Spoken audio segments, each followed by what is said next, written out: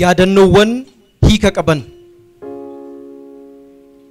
Dur ijoollummaatti taphaaf qopheeffannee kubbaa abbaa kaalsii yeroo iyyaa fiignu akka ambulaansii harmeen kiyya dhuftee harka ishee ol kaastee akka okkomachooftuu lama aggaammattee tokkotu na dhooftu jiidhaa dhummuugaatiin erga harii ishee xumurtee deebitee na sossobaa akkas naan jettee turte.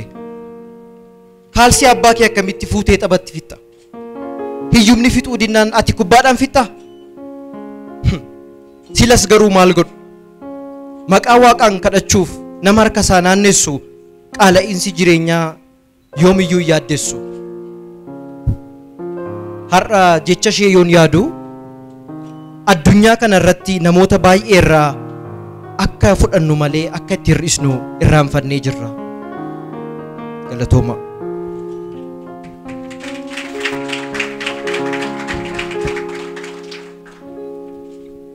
Walaloon lammataa daarii lagaa irratti seenaa jedha.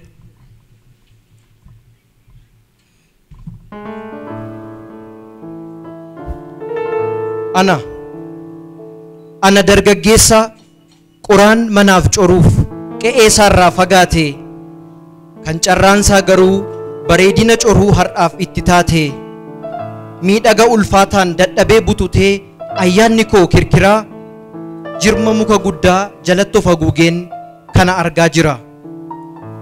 Dubartiin fakkii maleekaa kan furdinni qaama ishee nama kajeelchisu akka xobbaallaa wareegaa fiixee lagaa irratti kan qaama ishee dhiqattu uffata qooru eegaa jarkaana citaatiin laga yaa'urraatii bishaan budduuqsitee harmoota ishee lamaan laphee isheetti rarra'an gidduutti cororsite. Uffata miiciterraa saamunaa cabdee hafte kaastee takkaa sarbaa gidduu takkaa bobaa gidduu baastee homacha ofitti facaaste. Akka sirba masqalaa akka iyyoo ishee daree haada qal'oo gurraacha morma isheetti of maree ta'uun na kajeelchise ta'uun na mararee suuqa muka guddaa bakkan keessa dhaabbadhu haadni sun maal akka ta'e baruuf yeroon tarkaanfadhu baalli bakkanniisaa gogee qilleensi fide kan lafarra afame miilla koo miira dursee haadicha ilaaluu fedhuun irra ejjetame.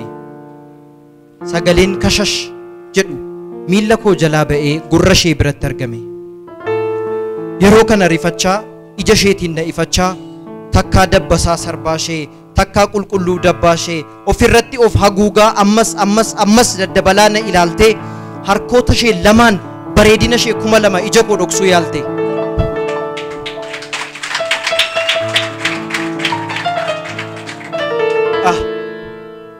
Isheen bishaan keessatti abidda taate. Ana kan abidda ture yeroo kana bishaan nyaate. Qaamni ishee maaliif na keessaan badne maaliif garaa na nyaataa? Haadni gurraachi sun kan morma ishee irraa sun qoricha budaa ture laata? Anoon beeku. Kanan beeku tarii yoon ayyaana ishee argadhe jedhee laga dafqa ishee baatee deemaa ture hordofaa akkam baqadhe. Galatooma.